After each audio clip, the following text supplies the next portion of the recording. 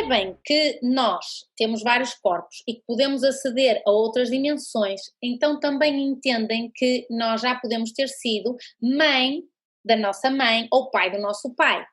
E nós conseguimos ter acesso a esta memória através de uma experiência parapsíquica chamada retrocognição. Sendo assim, nós somos seres multisseculares, portanto existimos há muitos séculos, somos seres multiexistenciais, portanto já tivemos várias existências, somos seres multidimensionais porque atuamos em várias dimensões e somos consciências em evolução. Ao conjunto das nossas vidas passadas nós chamamos a serialidade existencial, ou seja, a série de vidas que eu tenho enquanto consciência. E eu acedo isto através da minha memória, só que é a minha memória, não a minha memória física que eu tenho aqui no meu cérebro desta vida, mas a minha holomemória. É o conjunto da memória de todas as minhas existências. Então, eu venho com uma programação existencial mais ou menos definida. O que é que isto quer dizer? Eu venho mais ou menos com um roteiro daquilo que é suposto eu fazer nesta existência intrafísica. Quanto mais cedo eu tiver a intuição ou a coerência daquilo que eu quero fazer com a minha vida, mais fácil, mais orientada será a minha vida. Isto é muito importante e por isso esta palestra era para as crianças, porque se as crianças, que são tão intuitivas, ainda não estão tão lixadas como as nossas cabeças grandes, então se eu consigo ensinar isto às crianças, elas vão mais facilmente seguir a sua programação existencial. Relembrar também que nós viemos a aprender a evoluir aqui com papéis diferentes e estes papéis diferentes é que nos fazem então ver que nós já podemos ter sido mãe da nossa mãe ou pai do nosso pai. Também relembrar que existem vários fenómenos parapsíquicos, um deles mais frequente é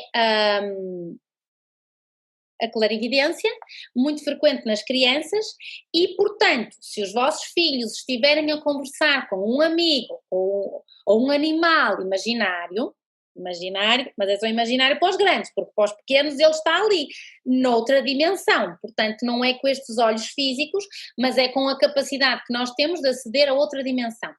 Muitas vezes quando estão a conversar com o avô, literalmente o avô que já morreu porque está na dimensão extrafísica e a criança consegue ter acesso a esta dimensão extrafísica.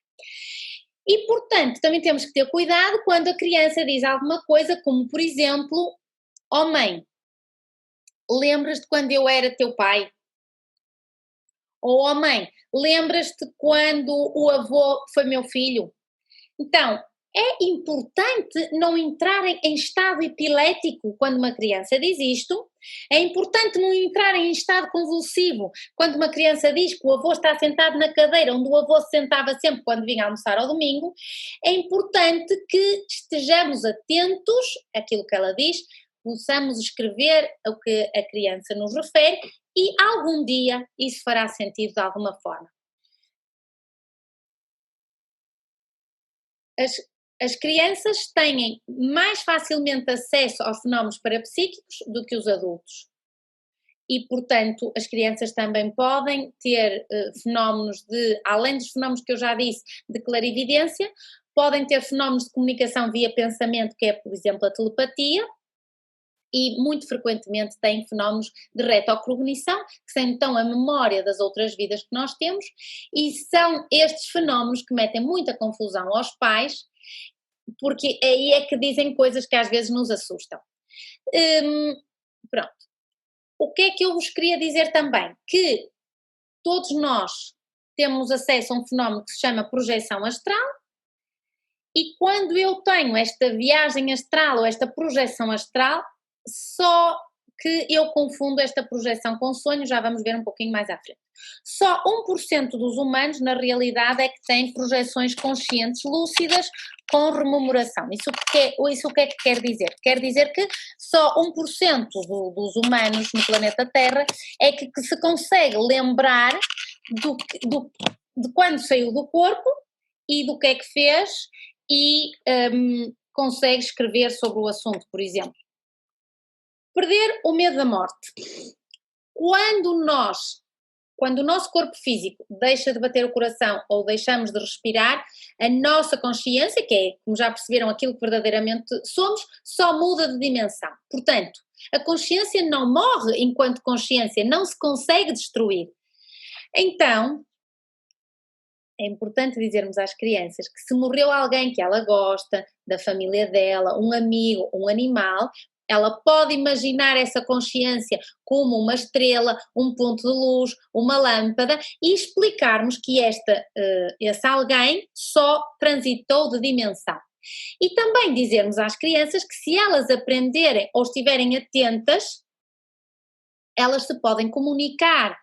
Não pelo abraço, pelo beijo, como estamos habituados aqui mais na existência terrena, mas de outra forma. Portanto, que é natural que tenhamos saudades de quem abandonou o plano físico, mas o ideal é que transformemos esta saudade em gratidão por tudo aquilo que vivenciamos com essa pessoa ou animal de que gostávamos e tudo aquilo que essa pessoa representou para nós. Perder o medo da morte é começar a viver com todas as potencialidades que nós somos capazes enquanto consciência e que trazemos inata. Outro ponto que eu gostaria de que soubessem para transmitir aos vossos filhos é o respeito pelas leis do universo.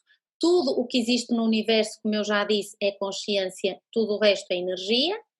E nós estamos imersos então num universo e estamos, portanto, sujeitos às leis do universo, como por exemplo a lei da ação-reação, como por exemplo a lei universal da cosmoética, como por exemplo a lei do universalismo, como por exemplo a lei da maxifraternidade, que é a benevolência, quando eu penso sempre o melhor possível cosmoeticamente para todos e para todas as consciências e devo respeitar os reinos da natureza.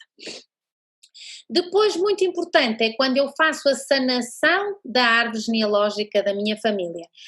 É importante que às crianças seja desenhado a árvore genealógica, que elas aprendam algo sobre os seus antepassados, o que é que eles fizeram, os seus costumes, os acontecimentos mais importantes da sua vida, quem é que os antepassados amavam, quem é que não gostavam, com quem se chatearam, porque é importante nós percebermos que alguns antepassados nossos fizeram coisas menos boas, outros não acabaram alguns projetos na vida e que nós não temos que os copiar ou não temos que seguir de alguma forma aquilo que eles deixaram por fazer. E por isso, quando nós dizemos isto, nós também nos estamos a libertar, ou estamos a libertar estas crianças, porque nós podemos viver a nossa própria existência terrena, experimentando erros novos, evoluindo a partir das nossas próprias aprendizagens, sem estarmos inconscientemente a fazer o que os nossos antepassados fizeram ou não fizeram, não completaram ou deixaram de completar, ou de alguma forma este peso inconsciente que temos. E esta herança inconsciente, que nós não sabemos a maioria que trazemos, vai modificar o nosso comportamento e as nossas ações perante acontecimentos da vida. Quando eu estudo a minha árvore genealógica e eu faço a sanação de alguns acontecimentos destes, eu estou-me a libertar deste peso inconsciente que eu nem sabia que tinha, ao qual, portanto, eu chamava destino, a minha vida, o meu destino, foi aquilo que aconteceu, mas quando eu me liberto, eu começo a viver verdadeiramente aquilo que eu decidi que mais ou menos seria a minha programação existencial para esta minha existência terrena. É muito importante que as crianças de alguma forma sanem a sua árvore genealógica, porque é uma forma de honrarem e valorizarem as suas origens e agradecermos a vida, porque esta vida intrafísica é uma oportunidade de evolução.